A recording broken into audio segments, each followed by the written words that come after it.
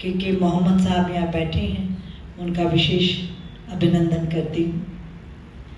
और सचमुच विभाग आज खुद धन्य महसूस करता है जब ऐसे विषय विशेषज्ञों को सम्मानित करने का मौका मिलता है।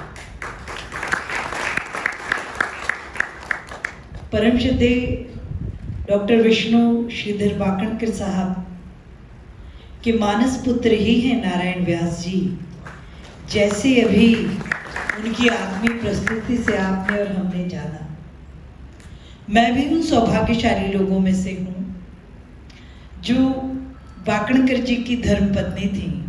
लक्ष्मी वाकणकर जी राष्ट्र सेविका समिति का वो बहुत काम करते थे और हम सबको भी उन्होंने बहुत प्रशिक्षण देकर इस पावन राष्ट्रीय कार्य के साथ जोड़ा। आज उनका जन्मदिन भी है। मैं अपने आप को सौभाग्यशाली मानती हूँ कि आप सबके आशीर्वाद से इस विभाग की मुझे सेवा मिली और आज इस कार्यक्रम में मैं शामिल हो सकी और आप सबका अभिनंदन कर सके। पुरातत्व विभाग का उद्देश्य तो मुझे लगता है अतीत को पढ़ो रे, वर्तमान गढ़ो रे, यत्नों की चौखट पर भविष्य को मढ़ो रे। ये विभाग, ये हमारी आन बान शान है, हमारी अस्मिता है, हमारी पहचान है। यदि ये विभाग नहीं होता तो शायद कालजयी विश्वविजयी भारतीय संस्कृति का परिचय विश्व से होना असंभव सी बात हो जाती। आप और हम सब साक्षी हैं कि आज़ादी के बाद से जितना नुकसान 48 के बाद से इतिहास और इन शोध कार्यों का हुआ, मुझे लगता है पूरा कालखंड और उसको प्रभावित करने वाले लोग अक्षम्य अपराधी, जानबूझकर गौरवशाली इतिहास से आने वाली पीढ़ी को वंचित रखना और एक ऐसा सुनियोजित षड्यंत्र की सामूहिक विस्मृति कि गौरवशाली कोई बात सामने आने ही मत दीजिए। इतिहास भी हम सबको पढ़ाया तो ऐसा जिसको पढ़ के सिवाय ग्लानि के आने वाली पीढ़ी कुछ प्राप्त नहीं कर सकती। जिस इतिहास को पढ़ के बाजू में फड़क जाए दिल दिमाग और रग रग उद्वेलित होकर राष्ट्र धर्म संस्कृति के लिए काम करने को प्रतिज्ञाबद्ध हो जाए, उस सब गौरवशाली इतिहास से जानबूझ के वंचित रखा गया। इस बात का कष्ट मुझे सदैव बहुत पीड़ा देता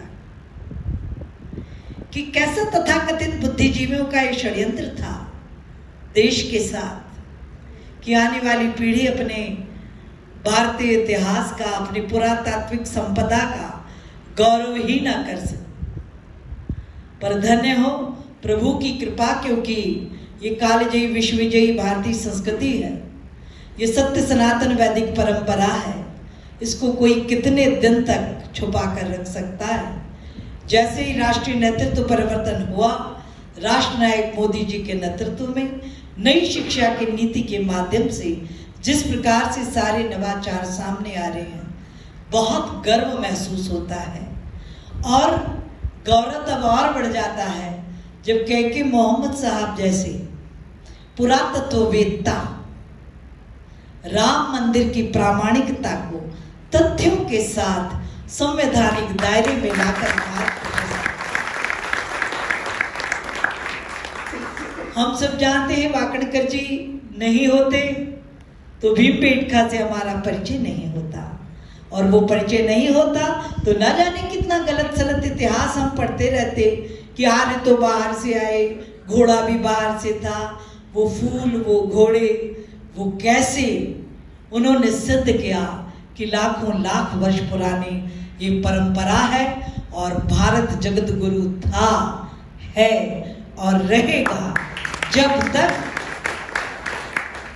पूरी संटार जी जैसे, परम श्रद्धेय नारायण जी व्यास जैसे, परम श्रद्धेय के मोहम्मद जी जैसे और अन्य सभी जो भी इस विषय से जुड़े हैं, ऐसे सब लोग जब तक मौजूद हैं जिनकी आस्था विश्वास शोध कार्यों के प्रति इतनी शुचिता और इतनी संकल्पबद्धता के साथ है, तब तक इस देश की संस्कृति का कोई बाल भी बांका नहीं कर सकता।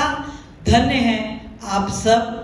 और मैं बहुत धन्यवाद देना चाहती हूँ मेरे अपने विभाग को कि सतत हम लोग इसमें प्रयासरत हैं। मैं मानती हूँ कि इसमें अभी बहुत कमियां, पद भी बहुत सारे खाली पड़े हुए। मैंने प्रमुख सचिव जी को भी चर्चा की है और हम लोग लगे हुए लगातार माननीय मुख्यमंत्री जी के संज्ञान में लाकर कि केंद्रीय भर्ती के जो नियम है वही मध्य प्रदेश में भी लागू किए जाएं, ताकि आने वाली नई पीढ़ी हमें इन कार्यों के लिए बहुत बेहतर तरीके से मिल सके। मैं बहुत ऋणी हूँ नारायण व्यास जी की और उनकी सरलता की। इतने प्रकांड विद्वान।